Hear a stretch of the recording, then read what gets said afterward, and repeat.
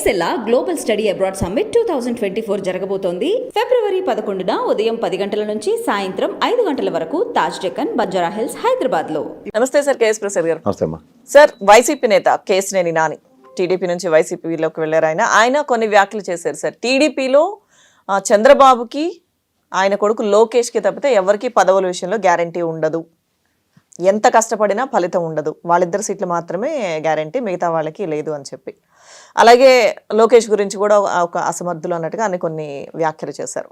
So ఇప్పుడు ఈయన comments ఏంటి సార్, ఎట్లా చూడొచ్చు మనం? ఎందుకంటే ఆల్రెడీ సీట్ల కోసం విభేదాలన్నీ బయటపడుతున్నాయి టీడీపీలోనే. జనసేన విషయం మళ్ళీ మాట్లాడుకుందాం మనం. టీడీపీలోనే విభేదాలు బయటపడుతున్నప్పుడు ఈయన మాటలు మనం ఎట్లా తీసుకోవచ్చు? ఇప్పుడు ఈయన మాటల కన్నా ఫస్ట్ చంద్రబాబు గారు మాట్లాడిన మాటలతోనే మొదలెడితే, సార్ పాలిచ్చి ఆవుల్ని వదులుకొని దున్నపోతుల్ని తెచ్చుకున్నారని అది ఆయనకే వర్తిస్తుంది. నిజంగా సెన్సిబుల్ గా పనిచేసి సెన్సిటివిటీని జస్టిఫై చేసిన అమరావతి ఉద్యమం పట్ల చిత్తశుద్ధి అల్లా జయదేవ్, లేకపోతే ఏటికి ఎదిరేది నానా తెప్పలు పడి గెలిచిన, ఎవరు సహాయ సహకారం లేకపోయినా గెలిచిన నాని గారు, అండ్ ఇప్పుడు రామ్మోహన్ నాయుడు గారు కూడా బీజేపీ అధ్యక్షుడు అవుతాడు, ఏదో ఫెయిలర్లు నడుస్తున్నాయి మార్కెట్లో. సో ఇలాంటి తరుణంలో నిజంగా ఎవరైతే చిత్తశుద్ధితో పనిచేస్తారో అలాంటి వాళ్ళు అందరూ. ఇప్పుడు చూడు, వంశీ గారు, కొడాలి నాని గారు లాంటి వ్యక్తులు తెలుగుదేశంలో ఉంటాయి, ఎలాంటి డైలాగ్ డెలివరేషన్స్ ఉంటాయి. రోజా గారు ఎలా మాట్లాడుతున్నారు చూశారు కదా. వీళ్ళందరినీ బయటికి వెళ్ళేదాకా వాళ్ళు నిద్రపోలేదు.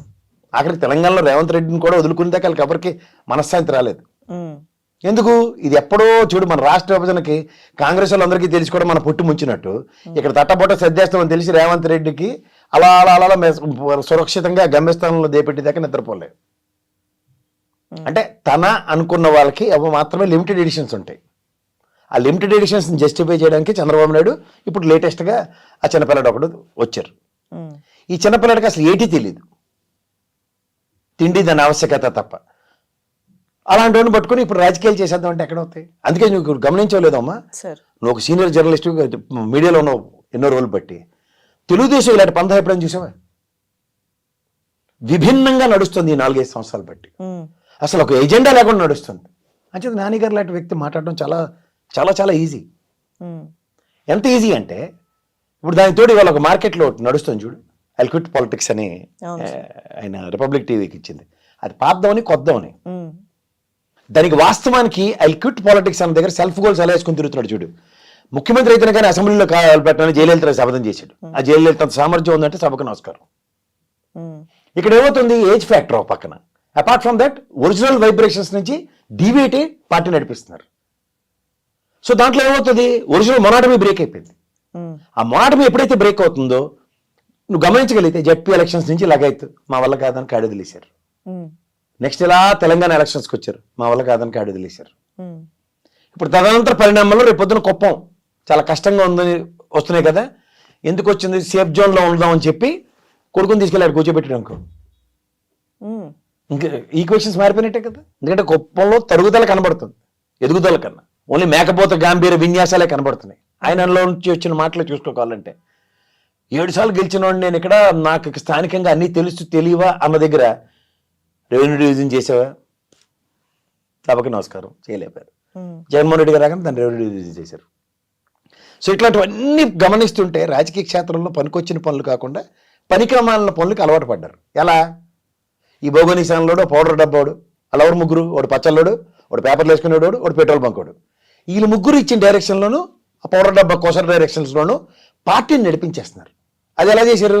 వివేకానంద సార్ హత్య మొదలెట్టారు. వివేకానంద సార్ హత్యకి మిస్లీడ్ చేసింది వాడు ఆనాటి ఇంటెలిజెన్స్ ఆఫీసర్ ఏబి వెంకటేశ్వర. తదనంతర పరిణామాల్లో కుటుంబ పరంగా నెట్టడానికి సునీతమ్మను వాడి అవినాష్ గారిని ఇరికించే కార్యక్రమంలో మళ్ళీ రాజశేఖర రెడ్డి గారి కుటుంబం. ఇప్పుడు లేటెస్ట్గా ఈ 3తోనూ ఎక్స్పైర్ అయిపోయింది. అది వ్యాలిడిటీ లేకుండా పోయింది అబద్ధాల పునాదులతో. ఇక్కడికి వచ్చారు కల్లా ఏం చేశారు? మళ్ళీ షర్మిలమ్మ గారిని కొత్తగా తీసుకొచ్చారు. ఇక్కడ ఈ తింగరతనానికి ఏమవుతుందో గమనిస్తున్నారా?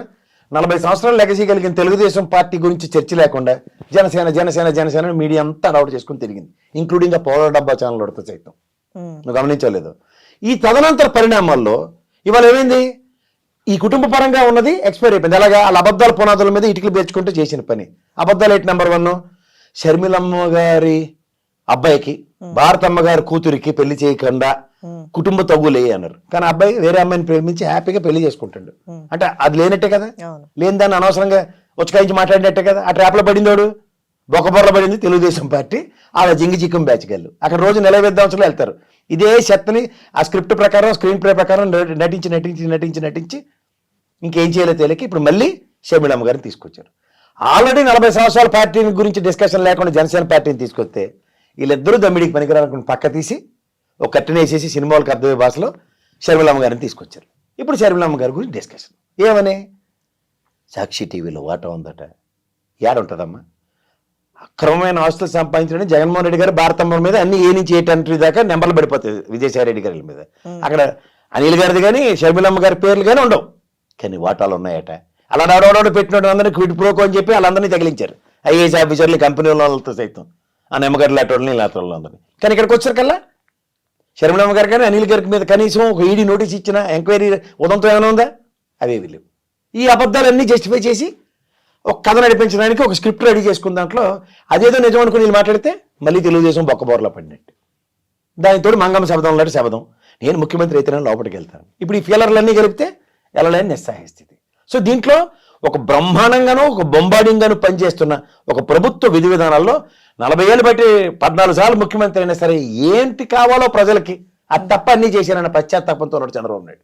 దానితో కాంగ్రెస్తో ఇప్పుడు తగిలిన తమాషా చూసుకుంటాడు. ఎట్లాంటి నిస్సహాయ స్థితి. వాళ్ళు ఏం చేశారు, విభజన హామీలన్నీ వాళ్ళే ఇవ్వకుండా ఓ పేపర్ పెట్టకుండా ఆ వెంకయ్య ట్రాప్లో పడి కాంగ్రెస్ బొక్కబోర్లో పడి మన రాష్ట్రాన్ని వదిలేసిన తర్వాత ఇవాళ కాంగ్రెస్కి చెయ్యి అనుకుని తిరుగుతుంది. దాంట్లో ఎందుకు టీడీపీ వెనక నుంచి తరకచాటు డ్రైవరాలని చేయడం, ముసుగేసుకుని రాజకీయాలు చేస్తుంది ఇంత లెగసీ కలిగిన పార్టీ. సో దాని అర్థం ఏంటి, ఒరిజినల్ ప్రోడక్ట్ ఎక్స్పైర్ అయిపోయిన తర్వాత ఇంట్లో మెడికల్ స్క్రిప్ట్ ఒకటి ఉంటుంది, అరే మొన్నే కొన్నా నీ కాంబిఫ్లామ్ 3 నెలల క్రితమే, అసలు దీన్ని ఒక్క ట్యాబ్లెట్ కూడా వాళ్ళేదని ఇంట్లో దాచుకున్నాం అనుకో ఏమవుతుంది, దాచుకున్న తర్వాత నీకు నిజంగా జ్వరం వచ్చినప్పుడు అది చేస్తే జ్వరం మారితే 4 రోజులు తగ్గొచ్చు, ఇది ట్యాబ్లెట్ పాయిజన్ అయి చచ్చి ఊరుకుంటావు కదా. అలాంటి నిస్సహాయ స్థితికి తీసుకెళ్ళాడు ఆ బొడ్డు ఆ పార్టీని. అంచేది కేసీఆర్ వ్యక్తి మాట్లాడిన మాట 100% నిజం. చంద్రబాబు నాయుడు గారు మనోగతంలో నుంచి లోపలికి వచ్చి రాబోయే రోజుల్లో భవిష్యత్తు కనబడుతుంది. ఎట్టి పరిస్థితుల్లో నాకు అగమ్య గోచరంగా ఉంది. పార్టీని నమ్ముకుని నాతో పాటు నడిచే వాళ్ళందరూ ముసలోళ్ళు అయిపోయారు. నేను ఒకనే యోగాలు ఆసనాలు వేసుకుని ఆ బాదం పప్పులు తిని 4 అడుగులు వేయగలుగుతున్నాను, మిగిలిన ఎవరు కథలు లేకపోతున్నారు. వీళ్ళతో రాజకీయ చైతన్యమే లేదు. వీళ్ళ తరబడి గుదిబండలు మోసుకొని తిరుగుతున్నాను. వీళ్ళకి కాకుండా వేరే వాళ్ళకి ఇస్తే వాళ్ళేమో చూసి రమ్మంటే కాల్చి వచ్చే బ్యాచ్ ఉన్నారు. దానితో ఈ చిన్నపిల్లల మధ్యలో ఆటలు పక్క పార్కులు ఆడుకునే తీసుకొచ్చి రాజకీయాలు చేస్తే ఆ దిక్కుతోచని స్థితిలో రాజకీయ అస్త్ర సన్యాసమే కనబడుతుంది నాకు. సార్ మరి అంత గొప్ప అడ్మినిస్ట్రేటర్, అలాగే ఏంటి అపర చాణక్యుడు అని చెప్పి అంటుంటారు. మరి అన్ని సంవత్సరాలు పార్టీని నడిపిన వ్యక్తి మీరు అన్నట్టుగా ఇప్పుడు ఈ 4-5 సంవత్సరాల్లో కొత్తగా చూస్తున్నారు ప్రజలందరూ కూడా జరుగుతున్న పరిణామాలు.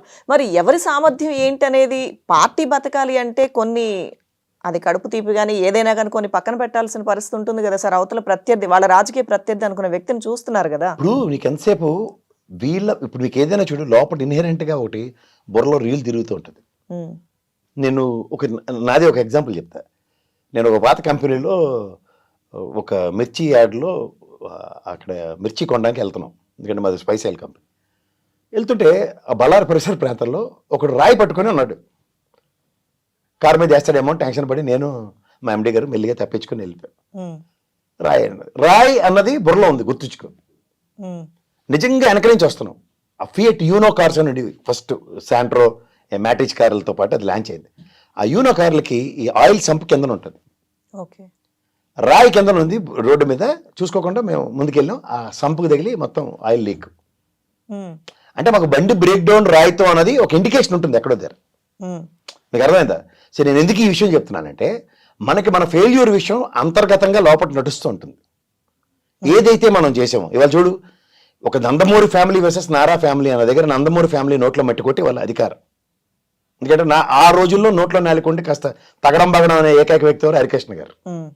మిగిలినంతా సత్తు చల్లని నాణ్యాలే, నోరు తిరగని బ్యాచే, పద్యాలు పాఠాలు తప్ప ఇంకేం లేని బ్యాచే. సో ఇక్కడ కుటుంబం అన్న దగ్గర ఇన్హెరెంట్గా స్ట్రక్ అయింది. నాకు ఇందాక నేను చెప్పాను రాయి టైప్లో అదేమైంది, కుటుంబ ప్రయోగం ఇక్కడ వికటించిన తర్వాత అదే కుటుంబ ప్రయోగం రాజశేఖర రెడ్డి గారి కుటుంబం మీద ప్రయోగిస్తున్నారు. ఇప్పుడు అందరూ అలా ఉంటారు కదా, అక్కడ చేవగలిగిన వాళ్ళు ఉన్నారు, ఎవరు జగన్మోహన్ రెడ్డి గారు లాంటి వాళ్ళు.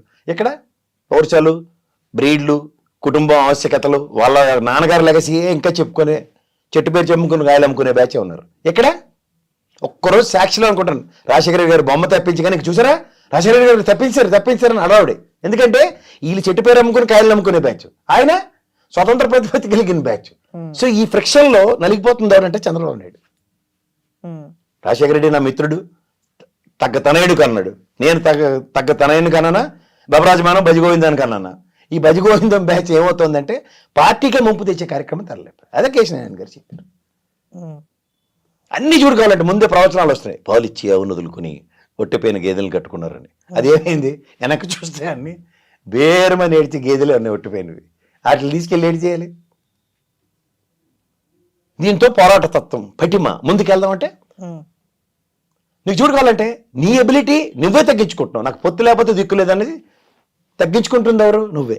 దానికి ఎక్స్పెరిమెంటల్ మాడ్యూల్లో వాళ్ళు తీసుకెళ్ళి నాతో యుద్ధంకి రా, నీతో ఒక్కడితో కాదు, ఆయన తీసుకెళ్ళి నాతో యుద్ధంకి రా అని చెప్తుంది ఎవరు? జగన్మోహన్ రెడ్డి. పవన్ కళ్యాణ్ గారికి ఒక పదవి యాడ్ చేసి ఎప్పటి నుంచో ర్యాగింగ్ చేస్తున్నాడు. ర్యాగింగ్ చేయగానే ఏం చేస్తున్నాడు? మరోళ్ళైతే నాకెందుకు వాళ్ళు మా పార్టీ 40 ఏళ్ళు లెగసి మేము ముందుకెళ్తాం, మాకే అక్కర్లేదని ఒక మాట అయినా వస్తుందేమో చూస్తే, వస్తే బాగానే ఉంటుందేమో అంత అర్జున్ భర్జన పెడితే మనం ఏం చేస్తాం? లాస్ట్కి అదే లంపటంలో తగిలింది.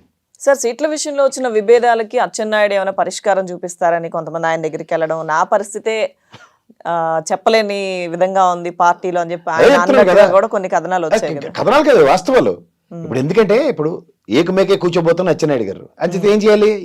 ఈ పేపర్లు వేసుకున్నాడు చెప్పింది ఏంటంటే, బాలకృష్ణ గారు 3వ గెలిస్తే ఒకళ్ళు అధికారంలోకి వస్తే మనం మినిస్టర్ ఇవ్వాలి కాబట్టి, తదనంతర పరిణామాలు వేరైపోతాయి కాబట్టి ఎంపీ పంపించి హిందూపూర్ నుంచి, అలాగే అచ్చెన్నాయుడు గారిని రామ్మోహన్ రెడ్డి గారిని లోపల తీసుకొచ్చి అచ్చెన్నాయుడు గారిని ఎంపీ చేసి ఈ రాజకీయానికి తెరలేపేశారు. ఎప్పుడు వాళ్ళు తెంగరతనం ఇంకోటి చెప్పనా, ఆ దేవినేని ఉమా అసలు committed person for the party, ఎంత కాదన్నా సరే. ఈ వసంత కృష్ణ ప్రసాద్ అక్కడికి వెళ్తాడో తెలియకుండా వసంత కృష్ణ ప్రసాద్ బెస్టా దేవినేని ఉమా బెస్టా అని సర్వే చేయిస్తాడు అక్కడ. ఇంకా అయిపోతుకెళ్ళేటంటే 175 నియోజకవర్గాలు ఇప్పుడు సర్వే చేయిస్తాడట, నలుగురు చెప్పన ఈడు బాగుంటాడు. నేను అప్పటి నుంచి విశ్లేషణ చెప్తున్నా చూడు, కుప్పంలో మారు పెగిలిలో కొట్టడానికి ఎవరు మన పెద్దిరెడ్డి గారు ఒక స్ట్రాటజీ ఆప్ చేశారు. ఎక్స్పెరిమెంటల్ 1, ఎక్స్పెరిమెంటల్ 2, ఎక్స్పెరిమెంటల్ 3తో ఎవరెవరు సామర్థ్యం ఎంత ఉందో తెలుసుకుని గెలిచేవారికి టికెట్ ఇచ్చి కుప్పం డంగం అనిపించారు. ఇప్పుడు ఆ స్ట్రాటజీ అట. ఓ పక్క బాధ ఏంటి? నెత్తికెత్తుకున్న కాంగ్రెస్ అదొకటి కదా ప్యారల్గా. ఎందుకు ఎత్తుకున్నారు? ఈ బొడ్డడు ఆవేశం తట్టుకోలేక ఏమన్నాడు, ఆ చెత్త అంతా తుడిచి 80 మందిని బూత్ ఎల్లరికి ముందు చెప్పాడు కదా జగన్మోహన్ రెడ్డి నెత్తి అవతల వేస్తానని, అక్కడి నుంచి పట్టుకున్నారు. 80 మందిని మార్చేస్తే మన దగ్గరికే వస్తాయాలి కదా, ఈ చెత్త అంతా మనకి ఎందుకు అన్న మాట దేవులో ఏడ్చాడు. అప్పుడు దాన్ని సరిదిద్దాలంటే ఏం చేయాలి? చచ్చినట్టు శర్మిలమ్మని తీసుకొచ్చాడు. అప్పుడు ఏమవుతుంది? పునరాస్ కార్యక్రమం మాది రద్దు, కానీ అక్కడికి వెళ్ళండి మేమేదో ప్రయత్నిస్తాం, డమ్మీ క్యాండిడేట్ని పెట్టో లేకపోతే ఏదో లేకుండా చచ్చిపోయిన కాంగ్రెస్ని బతికించడానికి కూడా వెనక ముందు ఆడట్లేదు. దేనికి అనుకుంటున్నావు? అలా బీజేపీ వాళ్ళు అంటే భయం. అలా ఆల్రెడీ 11 ఉన్న 25 ఎంపీలు మాకు అక్కర్లేదని డెసిషన్కి వచ్చారు తెలుసా వాళ్ళు. మాకు స్టేట్లో పవర్ ఉంటే చాలు, మాకు ఎంపీలు ఎందుకు? ఎందుకంటే వీళ్ళకి చేత కాదు. ఇంతో అంత ఇంగ్లీష్ మాట్లాడి గల్లాజీ గారు కూడా వెళ్ళిపోయారు. రామ్మోహన్ రెడ్డి గారికి అనిశ్చితతోనే ఉన్నారు. అందుకే అలా సర్వే వాడు ఇచ్చాడు 24 సీట్లు వైఎస్ఆర్సీపీ ఒకటే అని. అది కూడా రామ్మోహన్ రెడ్డి తప్ప ఇప్పుడు ఉన్న ఇద్దరు ఎత్తుకెళ్ళిపోయారు కదా. ఓ నిలబడి నేను చెప్పాడు, నేను ఎప్పుడో చెప్పాను జయదేవ్ గారి గురించి. ఉన్న కేసీఆర్ గారు చేతిలో రాలే పోగొట్టుకున్నారు. ఈ సైకిల్ బెల్లూరు పాత చెప్పులు ఎత్తుకెళ్ళిపోయిన వాళ్ళు, కొబ్బరి చెప్పుల వాళ్ళు బ్యాచ్లు నమ్ముకుని, బస్సులు తుడిచే వాళ్ళని నమ్ముకుని ఏమవుతుంది?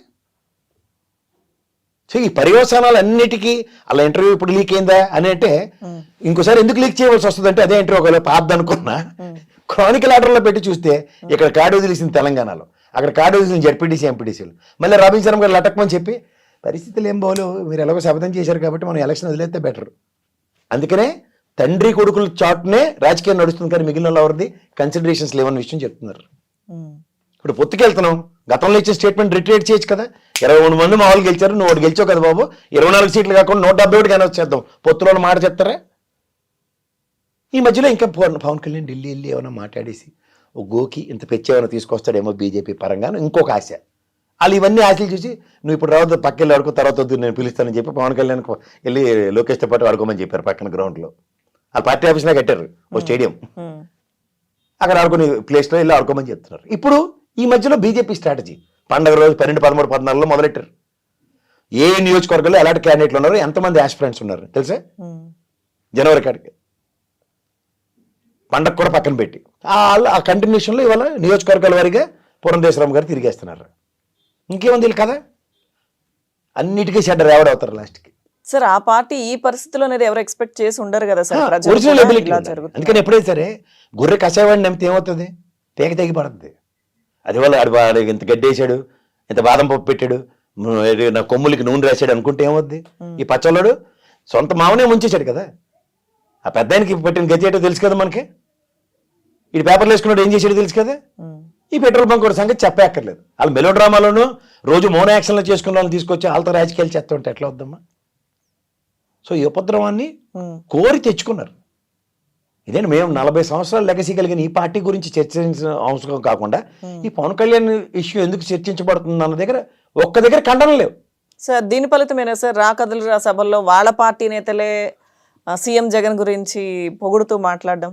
అవన్నీ వాళ్ళకి ఇప్పుడు నీకు తెలుసమ్మా, ఒక నియోజకవర్గంలో పలానా అరే ఈడు మనోడే కదరా, ఏంద్ర ఈడికి పథకం వస్తుంది, అరే ఈడికి కూడా ఇస్తున్నారా, అలా మనం అయితే జన్మభూమి కమిటీలు తిరుగుగా పలానాడని ఐడెంటిఫై అయిన తర్వాత మేము ఇచ్చేవాళ్ళం కాదు కదా, ఈ వాలంటీర్ ఎందుకు ఎంత మంచి పని చేస్తుండే, ఇవన్నీ లోపల బడబాగ్లో బాధ ఉంటుంది కదా.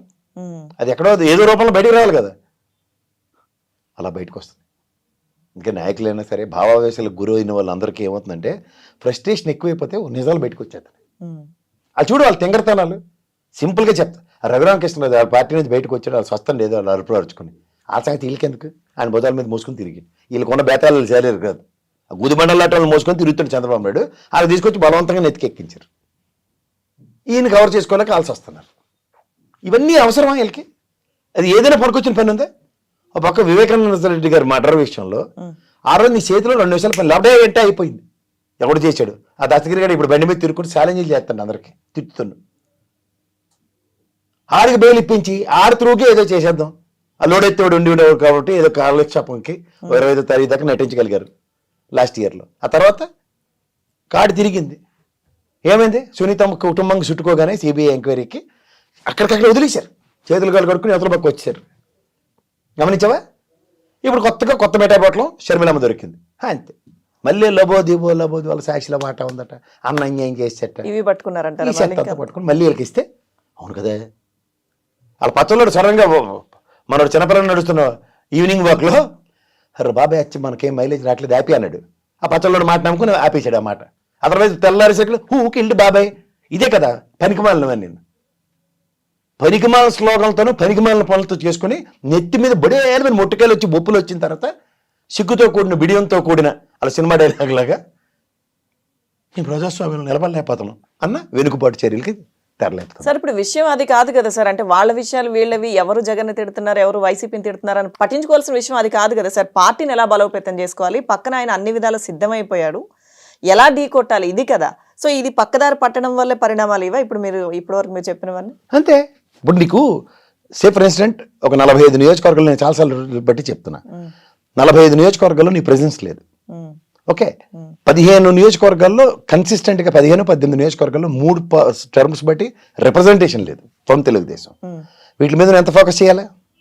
అవి పనికొచ్చిన పనులు. మీకు ఇంకో విషయం చెప్పనా, the first ever time in the history of Telugu Desam party ఎందుకు ఓడిపోయిందో ఈ రోజు దాకా రివ్యూ మీటింగ్స్ లేవు. దాని అర్థం ఏంటి? అయిపోయింది. అందుకనే క్విట్ ఇండియా ఉద్యమం అన్నమాట. Okay, it's nothing more that. ఎందుకంటే ప్రక్షాళించబడట్లేదు. నీలాంటి జర్నలిస్టే టీవీ నేను నుంచి వెళ్ళిన అమ్మాయి డి అంటే ఏబిసిడి కేటగిరీస్లో డి కేటగిరీలో 95 నియోజకవర్గాల పైన ఉన్నాయని చెప్పింది. ఇంకేటి ఉంది అలా కదా. 45లో ప్రెజెన్స్ లేదు, 18 నియోజకవర్గాల్లో 3 టర్ములు బట్టి పార్టీ రిప్రజెంటేషనే లేదు. 95లో డీలో ఉన్నప్పుడు, అది కూడా ఎప్పుడు రీసెంట్గా లాస్ట్ ఇయర్ చేసిన రివ్యూ, అది 1 ఇయర్లో డి నుంచి ఏకి ఎగబాకడం ఎంత కష్టం. అంచేత ఎవరికి శ్రద్ధ లేదు ఆ పార్టీ మీద. అందుకే తిరుపతిలో ఆ గట్టి చెట్టి తింటూ వచ్చినాడు గారు కూడా పార్టీ లేదు డాట్ అని డాట్కి అర్థం పరమార్థం జస్టిఫై చేస్తున్న క్రానికల్ ఆర్డర్ యాక్షన్స్ ఉన్నాయి కానీ వాళ్ళ పార్టీ నుంచి. అదర్ దెన్ దట్ ఇంకేమీ లేదు చూసుకోవాలంటే. సార్ అయితే ఇంకా అంటే ఆల్రెడీ పార్టీ పరిస్థితి ఈ విధంగా ఉన్నప్పుడు ఇంకా సీట్లలో అభిప్రాయ భేదాలు విభేదాలు ఇవన్నీ మాట్లాడుకోవడం కూడా ఇంకా లేదేమో సార్. మనకి టైం వేస్ట్. అది ఎలాగో నాంచి ఇనువును కూడా నాల్చగలిగే అంత సామర్థ్యం నీళ్ళలో పెట్టి ఒక చంద్రబాబు నాయుడుకే ఉంటుంది. ఆ బీఫాములు ఇంకా చచ్చిపోయే గంటలో నామినేషన్ వేయాలన్న దాకా వాళ్ళకి ఇవ్వరు. వాళ్ళకి మామూలుగానే ఒళ్ళు వంగదు, దానికి తోడు ఈ బీఫాములు ఇవ్వడం. సో అంచేత జరిగేది ఏమీ లేదు. కాగల కార్యం గంధర్వులు తీరుస్తారన్నట్టు జగన్మోహన్ రెడ్డి గారికి ఎర్రతేవాసి చేసి ఆర్తపల్లిలో పెట్టి అప్పచెప్పడమే తప్ప ఈ అస్త్ర సన్యాసం చేసిన బేస్తే ఏమవుదని మాత్రం అర్థమైపోతుంది. Thank you. వీళ్ళు ప్రజల్ని ఎలా ప్రొవోక్ చేస్తున్నారంటే ప్రజలు ఏదో ఫ్రస్ట్రేట్ అయిపోయినట్టు వీళ్ళు ఫ్రస్ట్రేషన్ ప్రజల మీద నెట్టేస్తున్నారు. అరే ప్రజలు ఛానల్లో కూర్చున్న వాళ్ళు ఎవరైనా చూడు, ప్రజలు ఇసుకెత్తిపోయారు, ఇంక తిప్పేస్తారు అని. అవును సార్, అది అవే తప్ప ఎక్కువ వింటున్నాం. అవును, అదంతా ఈ ఫ్రస్ట్రేషన్. విసిగిపోయారు, దించేయడానికి సిద్ధంగా నువ్వు ఉన్నారు. విసిగిపోయావు, నీకు అధికారం లేకపోతే కాలు చేయడదు. ఇక్కడ వీళ్ళు చేస్తున్న పని ఎంత ఏంటి, ప్రజలకి ఇన్నాళ్ళు బట్టి మేము 40 ఏళ్ళ చరిత్రలో ఈ 5 సంవత్సరాలు తప్పి మేము 35 ఏళ్ళు బట్టి ఎంత పని చేసాం మా పార్టీ పరంగా అంటే దాన్ని గుర్తించి మాకు ఓటు వేయండి అని చెప్పడం అన్నది లేదు. ఈ రాక్షసుడు వీడేదే అయిపోయాడు, వీడు మంచోడు కాదు, వీడికి 16 నెలల జైల్లో ఉన్నవాడికి మీరు ఎందుకు అధికారం ఇచ్చారు, మీరెవరు అధికారం ఇవ్వడం కానీ వీళ్ళ ఫ్రస్ట్రేషన్ అంతా. అరే మీకు ఎంతైనా సరే మా మనిషిరా బాబా అని ఆయన కోటేశం అనే విషయాలు ఒప్పుకోవట్లే. సొంత చెల్లెల టాపిక్ ఒకటి తీసుకొస్తారు, తర్వాత వీళ్ళకి అన్యాయం చేశారు, బీసీలు ఎస్సీలు వీళ్ళనే లెక్కలు చెప్తే తట్టుకోలేదు. బీసీలకి ఎస్సీలకి కాపు సామాజిక వర్గానికి మనకు ఎన్నిసార్లు లెక్కలు చెప్పండి తల్లి, అవి వినరు, అది నచ్చవు. చచ్చే అల్లాడికి అల్లాడవడ వీధి నెంబర్ 3 నుంచి 6 ఇల్లు వరుసలో ఉన్నోడికి కారు లోన్ ఇచ్చాం. అది కాదు బాబు మా జగన్మోహన్ రెడ్డి ఆ మీటింగ్ లో కూడా చిన్నపిల్లడు ఒక కార్యకర్తను తీసుకొస్తే ఏది కులాల మతాలకు ఏది అన్యాయం లేకుండా లోకేష్ నువ్వేం టెన్షన్ పడ, మాసేన్ రాజు గారు కూడా ఉన్నారు దాంట్లో. మనోడే అన్న మరేం పర్లేదు చెప్పురాని పాపం వాళ్ళ అబ్బాయిని మాట్లాడమంటే మన జన్మభూమి కమిటీల్లో కాదన్నా మస్తు చేస్తారు వాళ్ళు, ఈ ఆడలు లేకుండా అందరికీ ఇస్తున్నారు అని చెప్పిండు ఆ చిన్నపిల్లడు. బంగారం లాంటి మాట చెప్పాడు. ఇప్పుడు తిన్నోడు ఎప్పుడైనా సరే తిన్నింటి వాసాలు లెక్కటరు కదమ్మా, అది అందరికీ సెలదు, రేరెస్ట్గా ఉంటారు తిన్నింటి వాసాలు లెక్కెట్టి బ్యాచ్లు. అలా తిన్నవాడు ఎప్పుడు ఆంధ్రప్రదేశ్ ప్రజలు మర్చిపోరమ్మా ఆ మమకారాన్ని ఉపకారాన్ని. అందుకే చూడు చంద్రబాబు నాయుడు గారి కన్నా రామారావు గారు ఇంకా ఎంతమంది గుండెల్లో ఉన్నాడు అక్కడ చేశాడు. ఆయనలో సంక్షేమాన్ని ఎప్పుడూ మర్చిపోరు. ఒక రామారావు గారు కానీ, రాజశేఖర రెడ్డి గారు కానీ, ఇప్పుడు జగన్మోహన్ రెడ్డిని కానీ. అలా సంక్షేమ ప్రాస్పెక్ట్లో చంద్రబాబు నాయుడు గారి గురించి మాట్లాడిన ఉదంతో ఒకటి చెప్పు. అన్నిటికీ పబ్లిసిటీ ఇప్పించి నేను తప్ప ఇంకేం లేదు. ముసలికి చేదస్తం వస్తుంది తెలుసు కదా, చెప్పిందే చెప్పి తినేస్తూ ఉంటారు. హామీలు నెరవేర్చరు, ఎన్నికలకు వచ్చే ముందు ఎలక్షన్స్ వరకు ఒక మాట చెప్తారు, తర్వాత ఒక మాట చెప్తారు. ఇటువంటివి ప్రజలు ఎక్కువగా ప్రజల నుంచి వింటూ అది ప్రూవెన్ ట్రాక్ కదా. ఇప్పుడు నేను మేనిఫెస్టో ఇస్తాను, అది జరిగిందా జరగలేదంటే దాని మీద ప్రక్షాళన ఉండదు. ఇది జరగలేదు, ఇది నేను సరిదిద్దుకుంటా చేస్తానని చెప్తే యాక్సెప్టబిలిటీ ఉంటుంది పాలిటిక్స్లో. ఇప్పుడు ఒక 10 చెప్తామమ్మా, 3-4 నెక్కచ్చిగా చేసామనుకో. ఇప్పుడు జగన్మోహన్ రెడ్డి దగ్గర చూడు, నవరత్నాలు 95% అబౌవ్ సక్సెస్ చేసి చూపించాడు ఆయన. ఇది రాలేదు అని వాడు చెప్పలేడు. అంచేది ఏమవుతుంది, దానికి క్రెడిబిలిటీ పెరుగుతుంది. కిలో 2 రూపాయలు బియ్యం ఇచ్చాడు రామారావు గారు, అది ఖచ్చితంగా డంకాపాల చెప్తారు. పేదలకు ఉచిత కరెంట్ ఇచ్చాడు, ఫీజు రీఎంబర్స్మెంట్ ఇచ్చాడు, 108 అంబులెన్స్ ఇచ్చాడు, పెన్షన్ పెంచాడు. ఇది రాజశేఖర రెడ్డి గారి చరిత్ర. ఇలాగా ఏదన్నా నువ్వు చెప్పొచ్చు. కరెక్ట్గా ఎలక్షన్స్ ముందు నువ్వు చేసే పనులు how long it is and how is going to justify. ఆ ఫెగరిటిక్ ఆ మాటలు కూడా, బాబు కావాలంటే బాబు రావాలి, నిజమే బాబు ఎక్కడొచ్చినారా బాబు అంటే లెక్క చెప్పమంటే అది తప్ప అని చెప్తుంటారు. ఇప్పుడేమో కొత్తగా 20 లక్షలు, అది బాబు జాబు లెక్క తేలిపోయింది. ఇప్పుడు 20 లక్షల మందికి ఉపాధి కల్పిస్తాడు. ఎలా? ఇవన్నీ అబద్ధాల పునాదుల మీద శాశ్వత ప్రయోజనాలు ఉండవు. అందుకని అబద్ధం ఒకటి మాట్లాడేవనుకో కంటిన్యూస్గా అబద్ధాలే మాడుతూ ఉండాలి. నిజం ఎప్పటికీ జీవితం అంతా అబద్ధాలు ఆడుకుంటూనే సేవాలి. అదే జరుగుతుంది. సో ఇప్పుడు వైసీపీ కాన్ఫిడెన్స్ అదే కదా సార్, చేశాం కాబట్టి మీరు ఏంటి ఓటు అంటున్నాడు. ఇప్పుడు అడిగి ఇది ఎక్కడ ఉంటుంది చెప్పు. ఇప్పుడు బ్యాంక్ వాడు నీకు లోన్ ఎందుకు ఇస్తాడు, నువ్వు ఉద్యోగస్తురాలు నీకు నెలల జీతం వస్తుందని. కానీ నాకు బ్యాంక్ వాడు లోన్ అడిగితే నాకు ఇవ్వట్లేదని నువ్వు అడిగి సీరియస్ ఇవ్వనుకో ఏం చెప్తాడు, నీకు డబ్బులు వచ్చే సోర్స్ లేదు కాబట్టి నేను లోన్ ఇవ్వలేకపోతున్నానమ్మా అని చెప్తున్నాడు. అలాగే ఈ ప్రజాస్వామ్యంలో ప్రజలను పరిరక్షించడానికి 5 సంవత్సరాల ప్రభుత్వం ఇస్తే ప్రజల కోసమే, అదే కదా ప్రజల వల్ల, ప్రజల చేత, ప్రజల కొరకు అన్న ప్రజాస్వామ్య డెఫినేషన్కి, అబ్రివేషన్కి ఎవరు జస్టిఫై చేస్తున్నారో ప్రజలు గమనిస్తూనే ఉంటారు. దాన్నే రిటర్న్ ఆన్ ఇన్వెస్ట్మెంట్ లాగా తిరిగి ఇస్తారు ప్రజలు ఓటు రూపంలో. దానికోసమే జగన్మోహన్ రెడ్డి ఈ విధంగా నడుస్తున్నాడు. వీళ్ళకి ప్రతిసారి మొదకే బిస్మిల్లా లాగా ప్రతిసారి తడుకోవాల్సి వస్తుంది ఎలక్షన్స్ ముందు. Okay sir, thank you sir. Thanks.